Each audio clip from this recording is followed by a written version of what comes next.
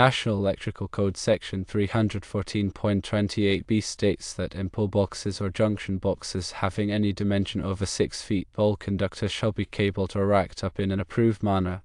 The term racked up in an approved manner refers to arranging and securing electrical conductors within pull boxes or junction boxes using a method that complies with electrical codes and standards.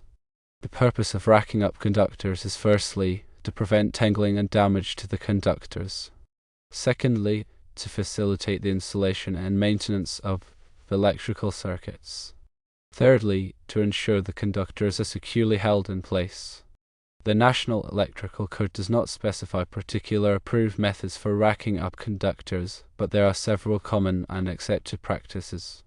These include the use of cable trays where conductors are bundled and placed in metal or plastic cable trays. Wireways provide another option where conductors are routed through enclosed metal or plastic wireways. Conduit bodies can be used to install conductors inside conduit bodies with appropriately sized knockout. Bushings are used to secure conductors using bushings or conduit fittings at the points where they enter boxes or conduit.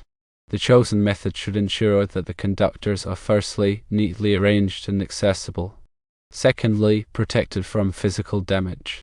Thirdly, securely held in place without excessive strain.